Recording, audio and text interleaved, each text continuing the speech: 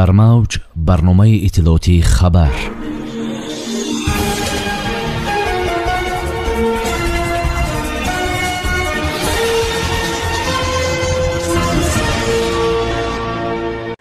مسکو و دوشنبه علیه تروریسم افغانستان متحد شدند. توصیه مقامات به مهاجران کره در دوره محدودیت‌های جاری شده در مسکو. ورزشکاران تاجیک در نمنگان 9 مدال گرفتند. سابیانین از افزایش فقر در میان کودکان گرفتاری کرونا ویروس گفت. طالبان عاجلا خواهانی 1.2 میلیارد دلار شد. با شرح بیشتر این خبر و رویدادهای روز شنبه با شما هستم مرتبه رحمان و سلام. مسکو و دوشنبه قصد دارند در رابطه با اوضاع در افغانستان اقدامات را هماهنگ کنند. سرگئی لاوروف وزیر امور خارجه روسیه و سیروجدین محریدین وزیر امور خارجه تاجیکستان در یک صحبت تلفنی آمادگی خود را برای متحدسازی تلاش‌ها تصدیق کردند. آنها مسئله‌های مبرم همکاری‌های دوجانبه اینچنین آمادگی به چاره‌بینی‌های در پیش ایستاده در ماه‌های آینده را بررسی کردند. علاوه بر این لاوروف و محریدین به موضوعهای همکاری در ساحه مهاجرتی مهنتی و همکاری‌های فرهنگی و بشردوستانه دخل کردند. جانب روسیه توجه خود را به ضرورت انجام روند انتقال مکتب شهر کولوب از تابعیت وزارت دفاع روسیه به دانشگاه روسیه و تاجیکستان شهر دوشنبه جلب کرد. آمده است در این خبرنامه. یادآور می‌شویم که روسیه بارها آمادگی خود را برای کمک به تاجیکستان در برابر تهدیدهای افغانستان که در میانه‌های ماه اوگوست حکومتش به دست طالبان گذشت اظهار داشته است. با این دلیل روسیه مثل اکثر کشورهای آسیای مرکزی از ورود تروریستان به قلمروهای خود هراس دارد. نیروهای دسته‌جمعی سازمان پیمان امنیتی دسته‌جمعی برای رفع با سرعت و موثر حمله در مرز تاجیکستان و افغانستان منتظم تمرین‌ها برگزار می‌کنند. اخیراً تمرین‌های نوبتی 23 اکتبر به آخر رسید. نمایندگی وزارت مهنت، مهاجرت و شغل اهالی تاجیکستان در روسیه شهروندان تاجیکستان را آگاه کرده است که از 28 اکتبر تا 7 نوامبر سال روان در قلمرو شهر مسکو با مقصد پیشگیری از بیماری کرونا ویروس محدودیت جاری کرده می شود. منبع قید کرده است که در دوره محدودیت طربخانه‌ها، قهوه‌خانه‌ها، تالارهای ورزشی، باغ حیوانات، حمام، باغ و گوگشت‌ها، کاشانه حسن، سرتراشخانه، سپه‌تالارها، نقطه‌های محض‌گیری، مرکزهای سودا، کینوتئاترها، تئاتر، تالارهای فرهنگی، سیرک و بازارها ترتیب کاری خویش را عوض نموده در نظام کاری خود محدودیت جاری کردند. نمایندگی وزارت مهنت، مهاجرت و شغل اهالی تاجیکستان در روسیه تاکید کرده است که در ساختمان‌های شهر مسکو محدودیت کاری جاری نشده، تنها رعایت قاعده‌های بهداشتی ضمن فعالیت کاری و رفت آمد به جای کار تقویت شدند. وی افزود در دوره محدودیت در شهر مسکو داروخانه‌ها، بیمارخانه‌ها، کلینیک‌ها، بنگاه‌های طبی، مرکزهای خدمت رسانی بانکی، مرکزهای فروش خوراکواری فعالیت نموده. در طربخانه، آشخانه، قهوه‌خانه و فودکورت‌ها تنها شعبه خدمت رسانی دسترس نمایی فعالیت می‌نماید.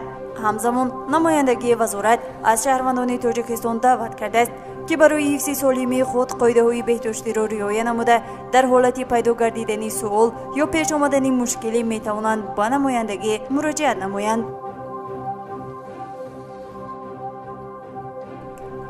در دومین مسابقه تکواندو ولایت نمنگان که روز 27 اکتبر شروع شد و طول 5 روز ادامه می‌یابد، ورزشکاران تاجیک در نخستین روز دست کم 9 مدال به دست آوردند. ورزشکاران تاجیک از جمله 3 مدال طلا، 3 نقره و 3 برنج به دست آوردند.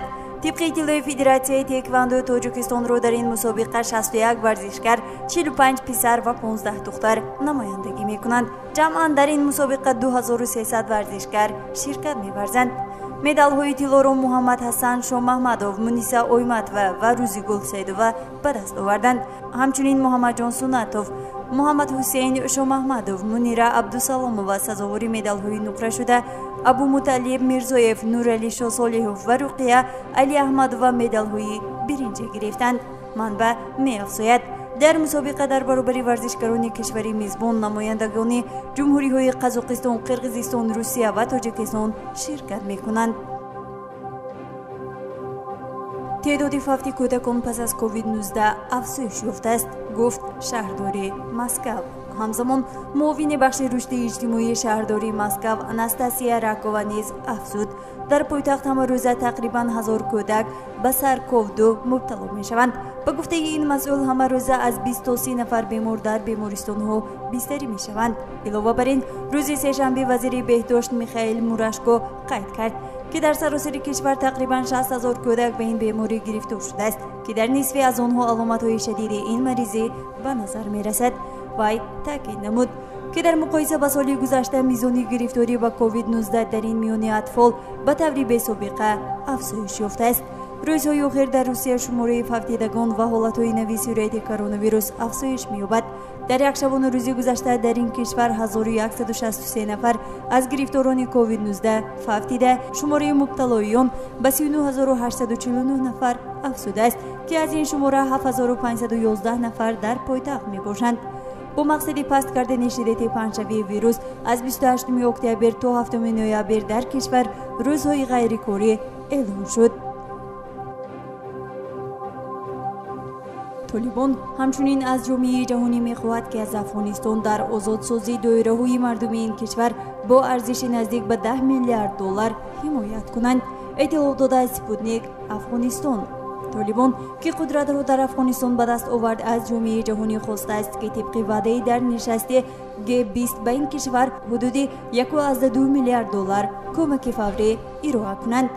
سخنگوی طالبان محمد سهیل شاهین که قبلا به عنوان نماینده دائمی افغانستان در سازمان ملل متحد پیشبری شده بود، روز جمعه در توییتر درباره اوضاع در افغانستان نوشت: 1 میلیارد یورو تقریبا 1.2 میلیارد دلار را که در نشست مجازی G20 در مورد افغانستان برای حمایت از آسیب پذیرها و به طور موقتا وعده شده بود رها کنید. سخنگوی طالبان تاکید نمود حکومت امارت اسلامی افغانستان آماده است از طریق سازمان‌های بشردوستانه و دیگر سازمان‌های غیر دولتی در این منطقه همکاری‌های کامل داشته باشد. شاهین گفت علاوه بر این گروه مذکور از جامعه جهانی می‌خواهد تا از افغانستان در رفع انسداد دایره‌های مردم افغانستان به ارزش تقریبا 10 میلیارد دلار حمایت کنند. همینجا رسیدیم به فرجام برنامه اطلاعاتی خبری روز استراحت شنبه. تا برنامه دیگر تنسیت و پیروز باشید. خیر. برنامه اطلاعاتی خبر از رویدادهای تاجیکستان، منطقه و جهان آگاه باش.